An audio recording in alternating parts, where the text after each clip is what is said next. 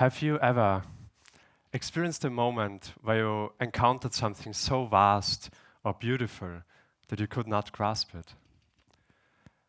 It may be difficult because we are often absorbed by inner stories about this or that.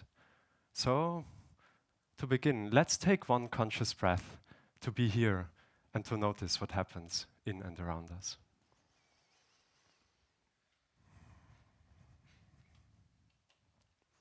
Thank you. Maybe you noticed that as you arrived in the present, you stepped outside the thoughts and stories we so often immerse ourselves in. I wonder how certain you are about them. Last summer in southwest France, I was quite certain of how my life and its many questions worked. Studies, thought, work, everyday routines, everything seemed already defined, at least in principle, until I walked up a hot, sandy path to the top of a crest, and there the ocean came into view. The thunder of waves, wind in my face, a boundless expanse of water stretching into an ungraspable distance. I walked down, and as I stood on the warm sand, splashed by the waves, I suddenly felt that all my thoughts and problems became transparent, like the ever-shifting light on the water. They no longer felt solid. So touched by wind and waves, my inner certainties seemed out of place in the world as it was, fluid and vast. It was a great letting go, not an action, but a surrender to this expansive beauty. And as I let go, I felt that I too was only a part of the world, not a fixed individual, but an expression of a process much greater than any one person and the ideas we have about ourselves. So, what actually just happened? Later I learned that what I experienced was by no means uncommon. We can all experience it. It is called awe. Awe is a basic emotion we are all born with. Psychologists Decker Kelter and Jonathan Haidt describe it as what we feel when we encounter something so vast or beautiful that it doesn't fit our habitual ways of thinking. It expands our perspective, changing the way we see the world. That's how psychology understands awe. And studies show that awe broadens our thinking. We become less focused on ourselves and more aware that everything is interconnected and that we are part of a greater world. This enhanced sense of connection to each other and the planet makes us kinder and more helpful. It also fosters greater humility and a deeper sense of meaning in life. Not constantly revolving around ourselves also reduces stress. Feeling connected opposes depression. And by showing us there is more than our thoughts, awe ignites our creativity and helps us see possibilities we hadn't recognized before.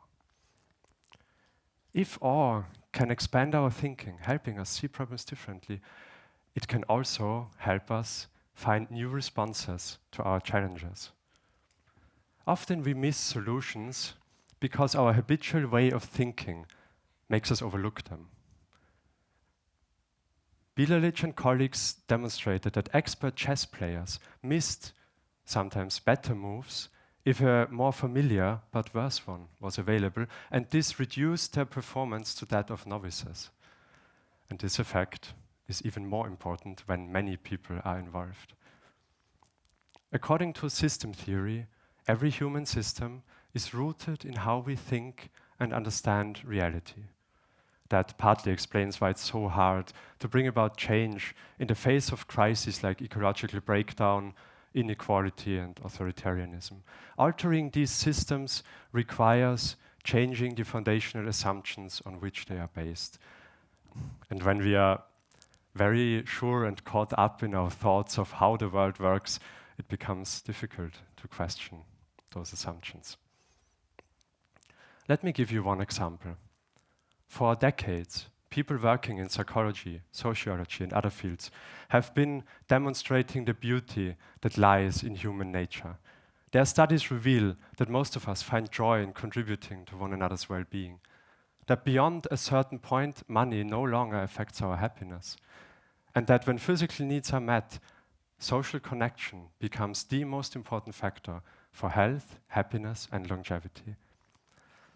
And yet, many systems in our societies don't act based on these insights, instead relying on historical but unfounded assumptions like universal selfishness.